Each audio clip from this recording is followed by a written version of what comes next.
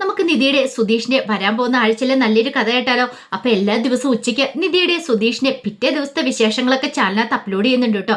കാണാൻ താല്പര്യമുള്ളവർ കാണുകയും വീഡിയോ ഇഷ്ടപ്പെടുവാണെന്ന് ലൈക്ക് ചെയ്യാനും മറക്കരുതേ. അങ്ങനെ നമ്മൾ കാണുന്ന സുനന്ദയുടെ വിവാഹ നിശ്ചയാന്നൊക്കെ അറിഞ്ഞു കഴിഞ്ഞപ്പം സുഭാഷിന് നല്ല വിഷമവും കാര്യങ്ങളൊക്കെ ഉണ്ടായിരുന്നു.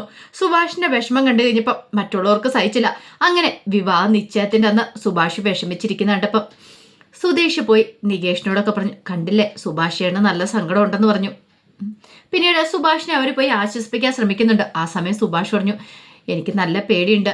കാരണം സുനന്ദയെ വിവാഹം കഴിക്കാൻ പോകുന്ന ആരാ എങ്ങനെയുള്ളവനാണെന്നും അറിയത്തില്ല. ഒരു പക്ഷേങ്കില് നല്ലവനായിരിക്കുമോ? അത് കേട്ടപ്പോൾ സുധീഷ് പറഞ്ഞു, അത്രയുള്ളൂ, ഒരു കാര്യം ചെയ്യാം, ഞാൻ അവന്റെ ഫോട്ടോസ് എടുത്തോണ്ടെന്ന് സുഭാഷേനെ കാണിക്കാന്ന് പറഞ്ഞു. ഫോട്ടോസോ? അതെ, പിന്നെ അവൾക്ക് സന്തോഷമുണ്ടോന്നും എനിക്കറിയില്ല എന്ന് പറഞ്ഞു. അതൊന്നും ഓർത്ത് സുഭാഷ് ഏട്ടൻ വിഷമിക്കണ്ട, ഞാൻ പോയി ഫോട്ടോസ് എടുത്തോണ്ടാന്ന് പറഞ്ഞു. അത് കേട്ടപ്പോൾ സുഭാഷിനൊരു അന്താളിപ്പായിരുന്നു. ഇവനിത് എന്ത് ചെയ്യാൻ പോവാന്ന് ഓർത്തുണ്ട്. പിന്നീട് സുധീഷ് വന്ന് നികേഷിനോട് ഹരീഷിനോടും നിധിയോടും ഒക്കെ ഇതിനെക്കുറിച്ച് പറയാം.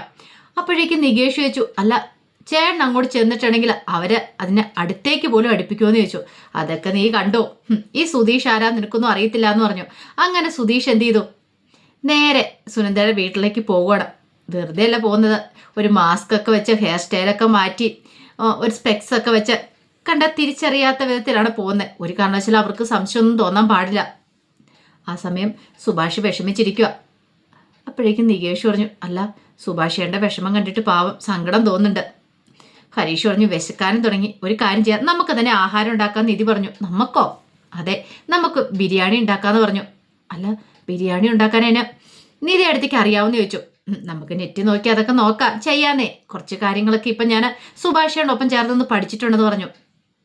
അങ്ങനെ എന്ത് ചെയ്തു, അവർ ബിരിയാണി ഉണ്ടാക്കാനായിട്ട് തുടങ്ങണം. അതിന് വേണ്ടുന്ന സാധനങ്ങളൊക്കെ അരിഞ്ഞു വെറുക്കാനായിട്ട് ഹരീഷും നികേഷും ഒക്കെ കൂടി അങ്ങനെ അവരെല്ലാം സെറ്റ് ചെയ്ത് വെച്ചു. ഈ സമയത്ത് നിധി ഗ്യാസ് ഓണാക്കി ഗ്യാസ് കത്തിക്കാൻ നോക്കിക്കഴിഞ്ഞപ്പോൾ ഗ്യാസ് കത്തുന്നില്ല. അപ്പോഴാണ് മനസ്സിലായത് ഗ്യാസ് തീർന്നു പോയെന്ന്. ഇനി എന്ത് ചെയ്യണമെന്ന് അവർക്ക് അറിയത്തുണ്ടായിരുന്നില്ല. കാരണം ഗ്യാസ് തീർന്നുപോയി, എക്സ്ട്രാ കുറ്റിയില്ല. സുഭാഷിനോട് ചോദിക്കാനും മടി എന്ത് ചെയ്യണം എന്നുള്ള. ഒടുവിൽ നികേഷ് പറഞ്ഞു, നമുക്ക് പുറത്തുനിന്ന് മേടിക്കാന്ന് പറഞ്ഞു.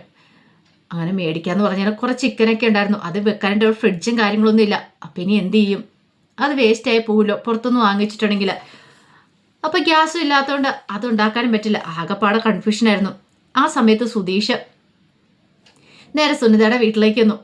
അപ്പം വീഡിയോ ഷൂട്ട് ചെയ്യാനായിട്ട് ക്യാമറമാൻ കാര്യങ്ങളൊക്കെ ഉണ്ടായിരുന്നു. അവരിങ്ങനെ ഷൂട്ട് ചെയ്തുകൊണ്ടിരിക്കുക. പിന്നീട് അവരുടെ അടുത്തായിട്ട് പോയി നിന്നു.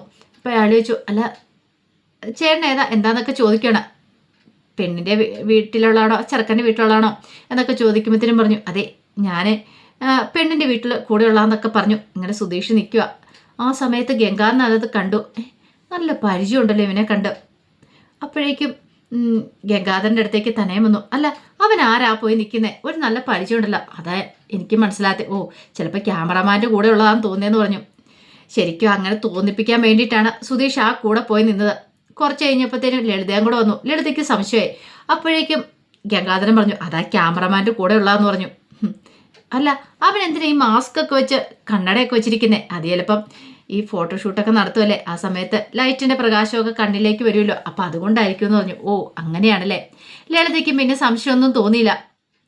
കുറച്ച് കഴിഞ്ഞപ്പോഴത്തേനും സുധീഷ് പതുക്കെ എന്ത് ചെയ്തു, ഒരു ഫോണൊക്കെ ആയിട്ട് നേരെ അവിടെ മണ്ഡപത്തിൽ അങ്ങോട്ട് കയറുവാണ്. പക്ഷേ എങ്കിലും സുധീഷിനെ കണ്ടു കഴിഞ്ഞപ്പോൾ സുനന്ദയ്ക്ക് മനസ്സിലായി ഇത് സുധീഷാന്നുള്ള കാര്യം. അപ്പോഴേക്കും തനയും വന്നിട്ട് ചോദിച്ചു, അല്ല നീ ക്യാമറാമാൻ്റെ കൂടെ ഉള്ളല്ലേ, നീ എന്തിനീ ഫോണുമായിട്ട് ഫോട്ടോ പിടിക്കാൻ നിൽക്കുന്നേ? അതെ ഫോണിനകത്ത് കുറച്ച് ഫോട്ടോ പിടിച്ചിട്ട് അതുകൊണ്ട് കുറച്ച് പരിപാടികളൊക്കെ ഉണ്ടെന്ന് പറഞ്ഞു. ഓ അങ്ങനെയാണല്ലേ, എന്തൊക്കെ ടെക്നോളജികളാണോ എന്നൊക്കെ വിചാരിച്ചിട്ടുണ്ട്. അയാൾ അങ്ങോട്ട് പോവുകയും ചെയ്തു. അപ്പോഴേക്കും എന്ത് ചെയ്തു, സുനന്ദയുടെ അടുത്തുള്ള സുനന്ദയുടെ ഭാവി വരന് അവൻ്റെ കൂട്ടുകാരനെ കാണുവാണ്. അയ്യോ ഒരു മിനിറ്റ് ഞാൻ ഇപ്പോൾ വരാമെന്ന് പറഞ്ഞുകൊണ്ട് അവൻ്റെ അടുത്തേക്ക് അങ്ങോട്ട് പോയി. ആ സമയം സുനന്ദയുടെ അടുത്ത് സുധീഷ് ചെന്നു. സുധീഷിനോട് സുനന്ദ ചോദിച്ചു, നീ എന്തിനാ ഇങ്ങോട്ടേക്ക് വന്നേ? ഈ മാസ്ക് ഒക്കെ വെച്ച് നിന്നെ എങ്ങാനും പിടികൂടിയാലോ? ഒന്ന് കാണാൻ വേണ്ടി വന്നാന്ന് പറഞ്ഞു. കാണാനോ? അതെ കാണാൻ വേണ്ടി വന്ന, എന്നാലും ഞങ്ങളെല്ലാം പറ്റിച്ചിട്ട് നീ അവിടെ നിന്ന് കടന്നു കളഞ്ഞില്ലേ? അങ്ങോട്ടേക്ക് വരാം, ക്ഷേത്രത്തിലേക്ക് വരാമെന്ന് പറഞ്ഞുകൊണ്ട് ഞങ്ങളെ അവിടെ പോസ്റ്റേ പിടിപ്പിച്ചില്ലേ? എന്നിട്ട് നീ വേറെ കല്യാണം കഴിച്ച് സുഖമായിട്ട് ജീവിക്കാൻ പോവല്ലേ എന്നൊക്കെ പറഞ്ഞു. സുനന്ദയ്ക്കാണ് എന്ത് ചെയ്യണമെന്ന് അറിയില്ല, വല്ലാത്തൊരു വീർപ്പുമുട്ടിൽ നിൽക്കുക.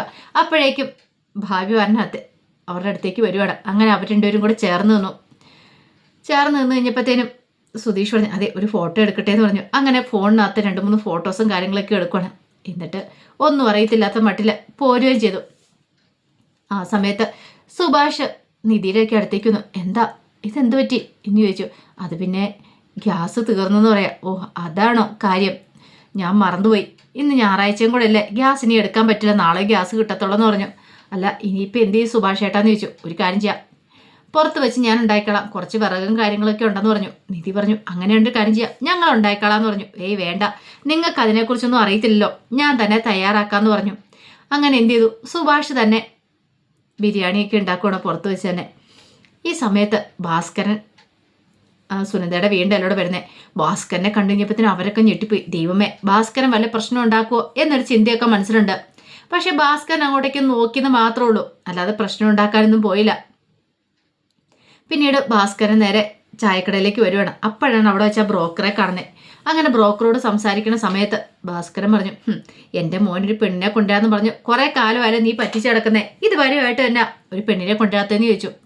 അയ്യോ ഭാസ്കരേട്ടാ, ഞാൻ അങ്ങോട്ടേക്ക് വരാൻ വേണ്ടി ഇരിക്കുമായിരുന്നു, ഒരു പെണ്ണുണ്ട്, 2-3 ദിവസത്തിനുള്ളിൽ അങ്ങോട്ടേക്ക് വന്ന് ഈ കാര്യങ്ങൾ പറയണമെന്ന് കരുതി ഇരിക്കുമായിരുന്നു. പക്ഷേ ഭാസ്കരൻ്റെ മോനെ ഇഷ്ടപ്പെടുമോയെന്ന് അറിയത്തില്ല.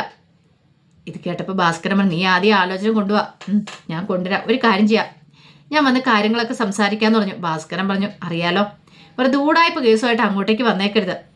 അത് കേട്ടപ്പം ബ്രോക്കർ പറഞ്ഞു, ഇതൊക്കെ ഭാസ്കരേട്ടൻ പറയും, അവിടെ വന്ന് അന്വേഷിച്ച് കഴിയുന്ന ആരും അവിടെ പെൺകുട്ടിയെ തരാൻ തയ്യാറാവുന്നുണ്ടോ? ഇല്ലല്ലോ. കുടുംബത്തെക്കുറിച്ചൊക്കെ അന്വേഷിച്ച് ചെയ്യുമ്പോൾ ആരും തയ്യാറാകത്തില്ല. പിന്നെ ഒരു പെൺകുട്ടി നേരത്തെ തയ്യാറായതാ, അപ്പോഴോ ഭാസ്കരേട്ടൻ്റെ മോന് സമ്മതമല്ലായിരുന്നൊക്കെ പറഞ്ഞു. ശരി ശരി എന്തേലും ആട്ടെ എന്നൊക്കെ പറഞ്ഞിട്ട് ഭാസ്കരൻ അങ്ങോട്ടേക്ക് പോയി. ഇതേ സമയത്താണ് സുധീഷ് വരുന്നത്.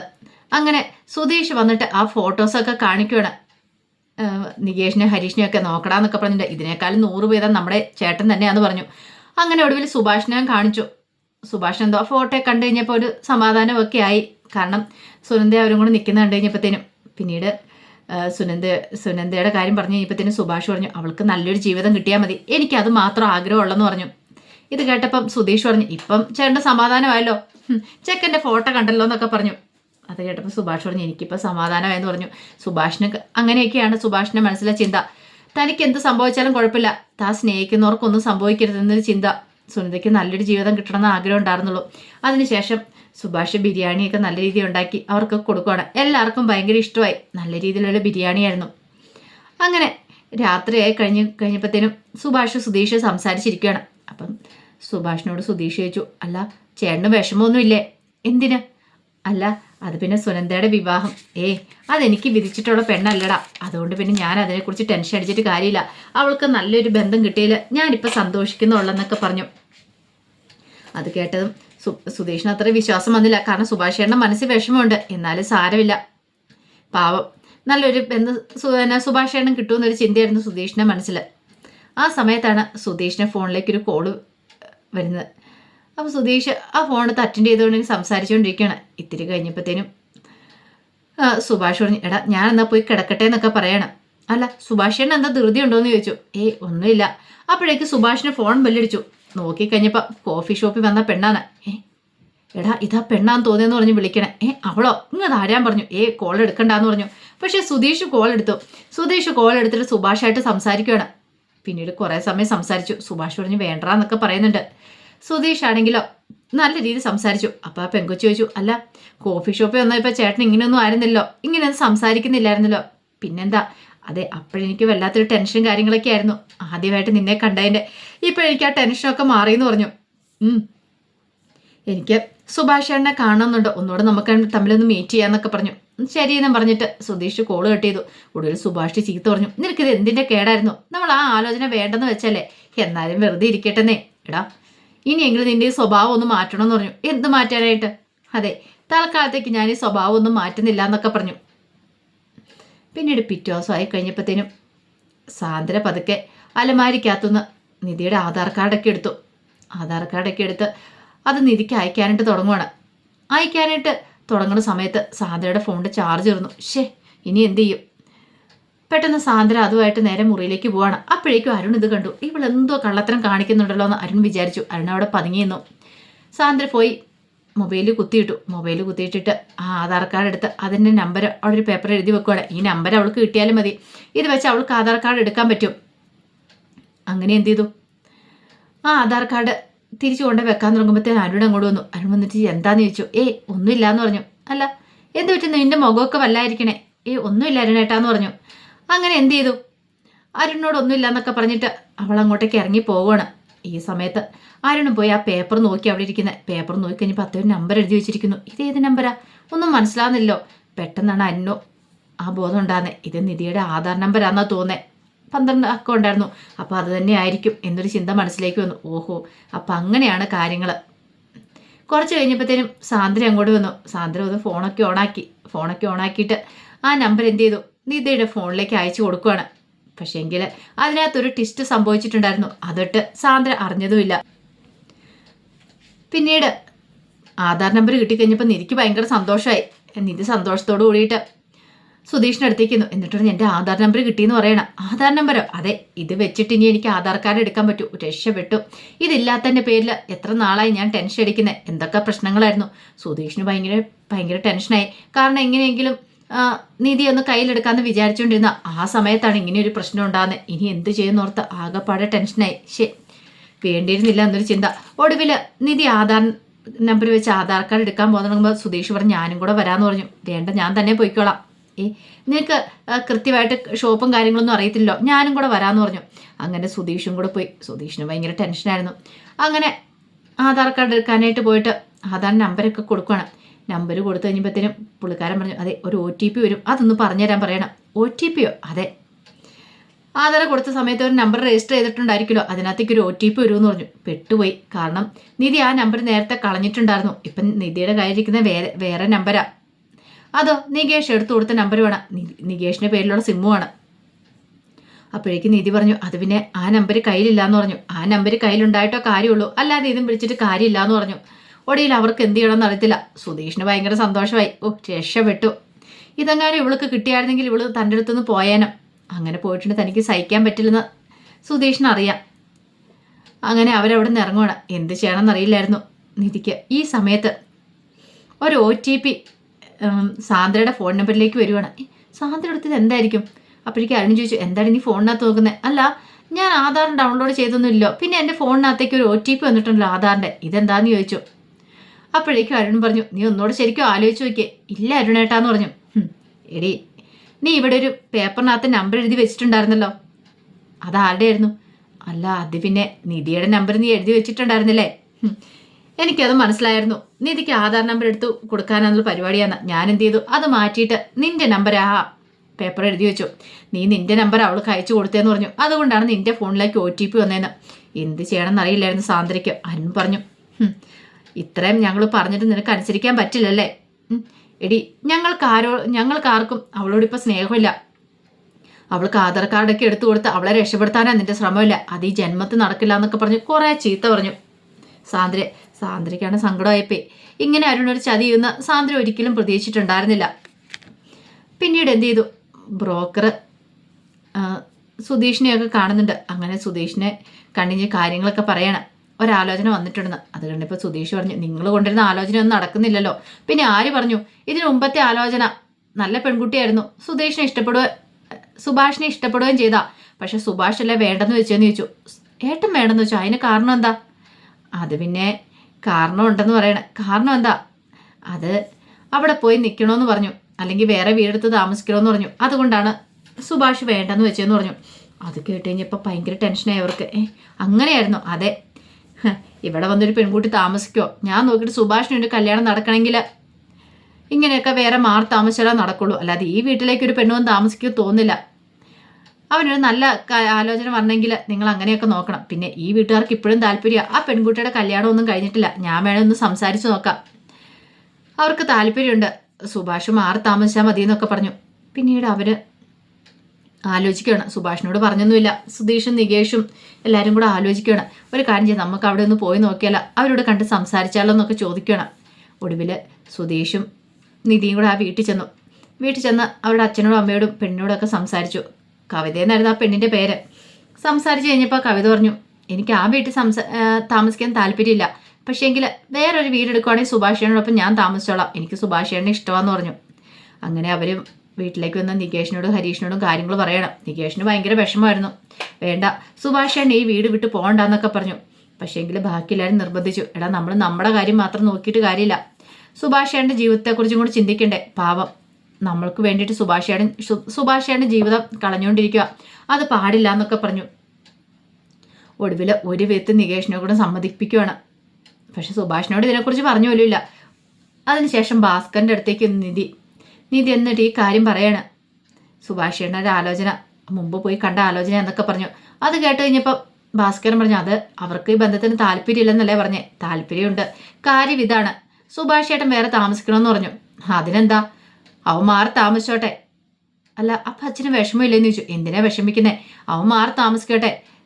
അതിനുശേഷം പിന്നെ നികേഷ്, ഹരീഷ് എല്ലാവരും കല്യാണം കഴിഞ്ഞ് മാറി താമസിച്ചോട്ടെ, ഞാൻ മാത്രം മതി എന്ന് പറഞ്ഞു വീട്ടിൽ. അപ്പോഴേക്കും നിധി ചോദിച്ചു, അല്ല അച്ഛൻ മാത്രമാണ് എങ്ങനെയാ, അച്ഛൻ്റെ കാര്യങ്ങളൊക്കെ ആര് നോക്കും, എല്ലാവരും കൂടെ പോയി കഴിഞ്ഞാൽ അച്ഛന് വിഷമാവില്ലെന്ന് ചോദിച്ചു.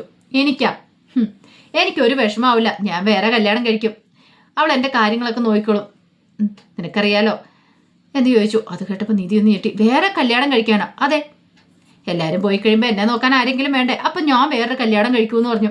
അത് കേട്ടപ്പം നിധിക്ക് എന്ത് ചെയ്യണമെന്ന് അറിയത്തില്ല. ദൈവമേ, ഇനി അച്ഛൻ വേറെ കല്യാണം കഴിക്കാനോ, അങ്ങനെ കഴിച്ചാൽ ഇനി അവരെയും കൊല്ലുവോ എന്നൊരു ചിന്തയൊക്കെ നിധിയുടെ മനസ്സിലാണ്. നിധി ആകെപ്പാടെ പേടിച്ച് വരച്ചു പോയി. വേണ്ടിയിരുന്നില്ല എന്നൊരു ചിന്തയൊക്കെ മനസ്സിലേക്ക് വരുന്നു. ഒടുവിൽ സുഭാഷിനോട് കാര്യങ്ങൾ പറയണം. മുമ്പേ കണ്ട പെൺകുട്ടി കവിത, അവളുടെ വീട്ടുകാർക്ക് താല്പര്യമാണ്, ഒരു കാര്യം ചെയ്താലോ, ഈ ബന്ധം നമുക്ക് ഉറപ്പിച്ചാലോ എന്ന് ചോദിച്ചു. പക്ഷെ മാറി താമസിക്കണമെന്ന് പറഞ്ഞ ആ കാര്യത്തെക്കുറിച്ചൊന്നും പറഞ്ഞില്ല. അതുകൊണ്ട് ഈ ബന്ധം നമുക്ക് ഉറപ്പിക്കാമെന്നൊക്കെ പറഞ്ഞു. അവർക്കും ഇനി താല്പര്യം, ആ പെണ്ണിൻ്റെ കല്യാണം കഴിഞ്ഞില്ല എന്നൊക്കെ പറഞ്ഞു. ഒടുവിൽ സുഭാഷും അതിലൊന്നും പറഞ്ഞില്ല. അങ്ങനെ വീണ്ടും അവർ വീട്ടിലേക്ക് വന്നു, കണ്ട് സംസാരിച്ച് പോവുകയാണ്. പോയി കഴിഞ്ഞിട്ട് സുഭാഷ് പണിസൈറ്റിൽ നിൽക്കുന്ന സമയത്താണ് കവിത വിളിക്കുന്നത്. കവിത വിളിച്ച് സംസാരിക്കുന്ന സമയത്ത് സുഭാഷിനെ കാണണം എന്നൊക്കെ പറയണം. അങ്ങനെ കാണാനായിട്ട് സുഭാഷ് ചെന്ന് കഴിഞ്ഞപ്പോഴാണ് കവിത കാര്യങ്ങൾ പറയുന്നത്. എവിടെയാ വീടെടുക്കുന്നത്, കല്യാണം കഴിഞ്ഞതിന് ശേഷം നമുക്ക് താമസിക്കാമെന്ന് ചോദിച്ചു. വീടെടുക്കുന്നത് എവിടെ? അപ്പോഴാണ് പറയുന്നത്, അല്ല അനുജന്മാരൊന്നും പറഞ്ഞില്ലേന്ന് ചോദിച്ചു. ഇല്ല എന്ന് പറയണം. അല്ല, വേറെ വീടെടുത്ത് മാറുന്ന കാര്യം പറഞ്ഞായിരുന്നല്ലോ, അങ്ങനെയാണെങ്കിൽ മാത്രമേ ഈ കല്യാണത്തിന് ഞാൻ സമ്മതിക്കുണ്ടായിരുന്നുള്ളല്ലോ, അപ്പം അനുജന്മാരൊന്നും പറഞ്ഞില്ലേന്ന് ചോദിച്ചു. അപ്പോഴാണ് സുഭാഷ് ആ കാര്യങ്ങൾ അറിയുന്നത്. സുഭാഷിന് വിഷമമായിപ്പോയി. സുഭാഷ് വീട്ടിലേക്ക് വന്ന് അനുജന്മാരുമായിട്ട് പ്രശ്നം ഉണ്ടാക്കുവാണ്. ഒടി സുഭാഷ് പറഞ്ഞു, എൻ്റെ കല്യാണം നടന്നില്ലേലും വേണ്ടത്തില്ല, ഒരു കാര്യം ഞാൻ പറഞ്ഞേക്കാം, ഞാൻ ഈ വീട് വിട്ട് പോകാൻ പോകുന്നില്ല, പോകേണ്ടവർക്കൊക്കെ പോവാം എന്നൊക്കെ പറഞ്ഞ് സങ്കടപ്പെടുവാണ്. നികേഷിന് അപ്പോഴാണ് സമാധാനമായത്. നികേഷ് എണ്ണ കെട്ടിപ്പിടിക്കുന്നുണ്ട്. സുഭാഷ് പറഞ്ഞു, നിങ്ങളാണ് എൻ്റെ എല്ലാം, നിങ്ങളാണ് എൻ്റെ ലോകം, നിങ്ങളില്ലാതെ എനിക്കൊരു ജീവിതം ഇല്ലയെന്ന് പറഞ്ഞു. നിങ്ങൾ ഉപേക്ഷിച്ചിട്ട് ഞാൻ ഒരിക്കലും ഇവിടുന്ന് മാറി താമസിക്കില്ല എന്നൊക്കെ പറഞ്ഞു. അങ്ങനെ ചേട്ടനനുജന്മാർ പരസ്പരം കെട്ടിപ്പിടിക്കുക. അപ്പോൾ അതിൻ്റെ വിശേഷങ്ങളൊക്കെ നമ്മൾ കാണാൻ പോകുന്നത്. ആ വിശേഷങ്ങൾക്കായി നമുക്ക് എല്ലാവർക്കും കാത്തിരിക്കാം കേട്ടോ. ഒരിക്കൽ കൂടി എല്ലാവർക്കും ശുഭദിനം നേർന്നുകൊണ്ട് നിർത്തുന്നു. നന്ദി.